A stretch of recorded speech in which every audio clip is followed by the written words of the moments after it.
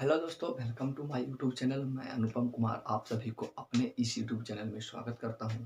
और हम आज यहाँ पे बात करने वाले हैं क्रिया के बारे में। हिंदी ग्रामर का क्रिया अध्याय के बारे में बात करेंगे।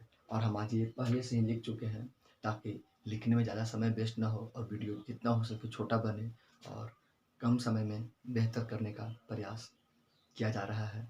और ये सब आपके लिए ही और खुद के लिए ही संभव है, ठीक है, ताकि आप करें तो कुछ बेनिफिट आपको भी और हमें भी। ज़्यादा समय ना वेस्ट करते हुए आगे बढ़ते हैं और बात करते हैं क्रिया किसे कहते हैं।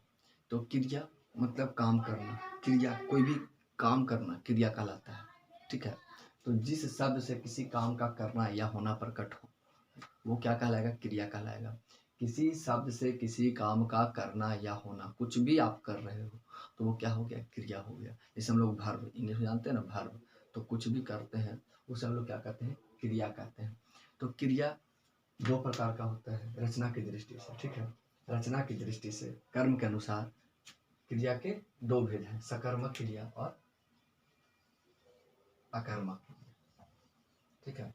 तो सकर्मक क्रिया और अकर्मक क्रिया, हम इसे एक शॉर्ट मेथड में समझें तो एक बोलचाल की भाषा में समझें तो बहुत अच्छे से आप समझ जाइएगा। अगर इसे बाई बुक या फिर किताबी भाषा में कहा जाए तो थोड़ा सा टफ हो जाता है, ठीक है।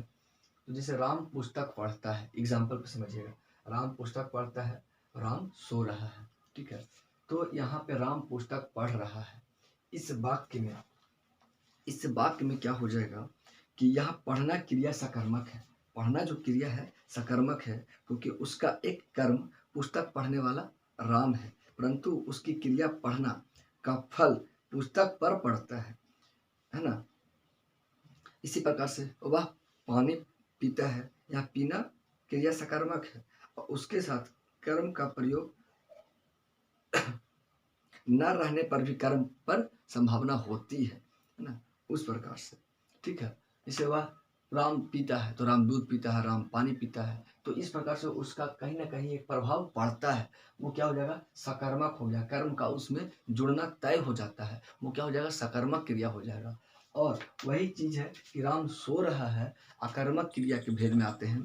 तो अकर्मक क्रिया में वह हंसता है या राम सोता है, इस वाक्य में हंसना या रोना क्रिया अकर्मक है क्योंकि यहाँ ना तो हंसना कोई राम का कर्म और ना ही कोई उसकी संभावना है ना।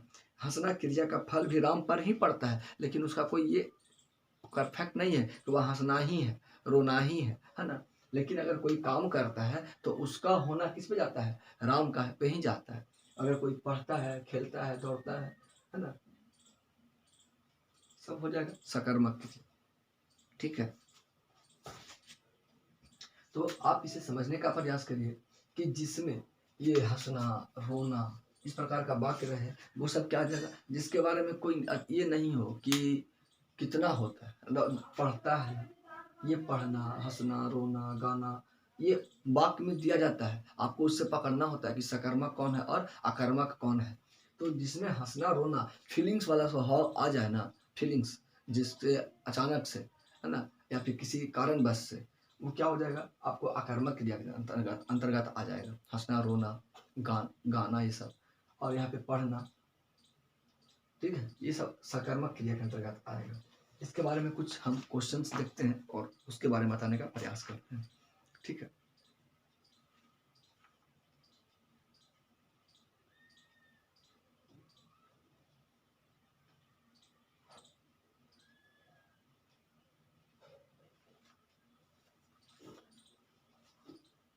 ज़्यादातर इसका क्वेश्चन इसी प्रकार से पूछा जाता है, कुछ अलग नहीं रहता है। जैसे राम सो रहा है, राम पुस्तक पढ़ता है, या फिर एक क्वेश्चन आपको यही चीज़ दे देगा कि राम पुस्तक पढ़ता है, इसमें कौन सा क्रिया लगा हुआ है बताएं। तो इसमें अकर्मक होगा या सकर्मक होगा, ठीक है। तो पढ़ना साथ राम पढ़ रहा है ना, तो किसका कर्म किस पे पढ़ रहा है? राम पे पढ़ रहा है। और क्या पढ़ रहा है? पुस्तक पढ़ रहा है। तो कर्म साथ में हो, है ना, तो सकर्मक हो गया। और फिर काम साथ में लगा हुआ है ना, कि क्या पढ़ रहा है? तो पुस्तक पढ़ रहा है। अब रो रहा है तो क्या रो रहा है, क्या सो रहा है? इसके बाद बात में तो कोई वाक्य पूरा नहीं हो रहा है, सिर्फ राम सो रहा है, राम हंस रहा है ना, इस प्रकार से। अब गाना गा रहा है तो गाना गा रहा है तो इसमें आ जाएगा, सकर्मक में आ जाएगा, आएगा कि नहीं आएगा? तो जिसमें जो क्रिया का प्रभाव कुछ पड़ता हो ना कर्म पे या कर्ता, वो क्या हो जाएगा? सकर्मक क्रिया हो जाएगा। और जिसमें प्रभाव नहीं पड़ता हो, अकर्मक, मतलब कर्म की कोई प्रधानता उसमें नहीं हो, वो क्या हो जाएगा? अकर्मक हो जाएगा। ठीक है, इस प्रकार से हम क्रिया को समझेंगे और फिर बाई क्वेश्चन सॉल्व करने का प्रयास करिएगा। आप भली भांति समझ जाइएगा सकर्मक और अकर्मक के बारे में। ठीक है, तो वीडियो अगर अच्छा लगता है तो लाइक शेयर सब्सक्राइब जरूर करें। धन्यवाद।